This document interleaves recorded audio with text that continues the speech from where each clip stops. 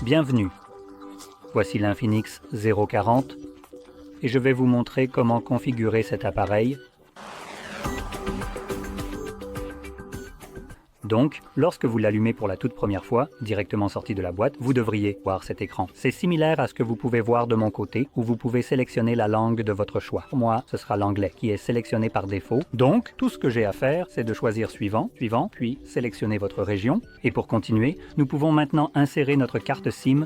Cette étape est facultative. La raison pour laquelle cela apparaît est que cela sert à se connecter à Internet via votre mobile. Et cela fonctionnera uniquement dans le but de se connecter à Internet. Donc, c'est une façon de se connecter à votre mobile. L'autre option serait via le Wi-Fi. Et si vous choisissez de sauter ces deux étapes, vous n'aurez pas la date et l'heure réglées automatiquement. La page de connexion Google ne s'affichera pas tout au long du processus de configuration. De plus, vous n'aurez pas la possibilité de restaurer des applications et des données à partir d'une sauvegarde Google. Mais une fois cela mis de côté, vous pouvez le faire plus tard, après que la configuration soit terminée. Une fois que vous êtes connecté au réseau sans aucun problème, tout cela peut être modifié. Maintenant, ici nous avons quelques accords d'utilisateur, service. Donc il suffit de sélectionner que vous avez lu et vous êtes d'accord avec cela. Voyons s'il y a quelque chose d'optionnel que je peux désactiver. Et il semble que je pense que nous pouvons désactiver tout cela. En fait, je pense que je préfère que celui-ci soit activé. Donc, identification des numéros inconnus. Je pense que celui-ci scanne simplement les numéros, et s'il détecte que c'est un numéro un peu suspect, un spam, il essaiera de le bloquer, je suppose.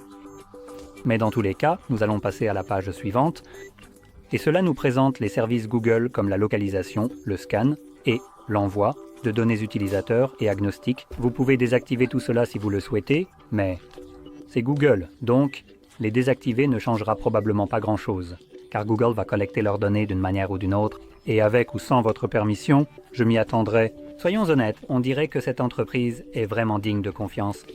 Passons à la page suivante, nous avons une méthode de déverrouillage, et nous avons quelques options comme l'empreinte digitale, la reconnaissance faciale, et sous mot de passe, nous avons le code PIN, le schéma ou le mot de passe. Maintenant, les deux premières options biométriques, empreinte digitale ou reconnaissance faciale, nécessiteront toujours que vous sélectionniez un mot de passe. La raison en est que les biométriques et les capteurs biométriques ne sont pas fiables à 100%. Il pourrait arriver quelque chose, peut-être à votre doigt, et peut-être que vous le coupez ou quelque chose comme ça, et vous ne pourriez pas déverrouiller votre appareil. Il en va de même pour le visage. Comme je l'ai dit, les biométriques ne sont pas toujours fiables, donc, dans les cas où cette fiabilité fait défaut de manière négative, au point de ne pas réussir à déverrouiller, il vous reste quelque chose comme un code PIN, un schéma ou un mot de passe qui vous permettra de déverrouiller votre appareil, peu importe à quel point l'appareil lit bien les biométriques. Ou, alternativement, vous pouvez tout simplement ne pas protéger votre appareil du tout, ce que je ne recommande pas. De plus, vous pouvez aussi simplement choisir un verrouillage d'écran si vous le souhaitez. Vous n'avez pas besoin d'avoir des biométriques. Ensuite, nous avons le cloneur mobile. Cela vous permet de transférer des données d'un ancien appareil vers celui-ci. Cela nécessite leur application que je suppose s'appelle Mobile Cloner. Mais je pourrais me tromper. Je peux passer par ça maintenant, et cela vous dira quel type d'application vous avez besoin et quel est le processus pour les connecter. Ensuite, vous permettra de choisir les données que vous pouvez transférer, incluant des choses comme des photos, des journaux d'appel, des messages, etc. Donc ça vous permet simplement de cloner vos données de votre ancien appareil vers celui-ci. Maintenant, je vais le configurer comme un nouvel appareil, donc je vais passer cette étape.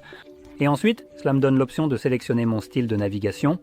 Je suis plutôt du genre à utiliser des gestes, donc c'est ce que je vais sélectionner, mais vous avez aussi un bouton comme option si vous voulez l'utiliser, puis cliquez sur la flèche verte, ce qui termine la configuration. Et voilà. Donc, cela étant dit, si vous avez trouvé cette vidéo utile, n'oubliez pas de liker, de vous abonner. Merci d'avoir regardé.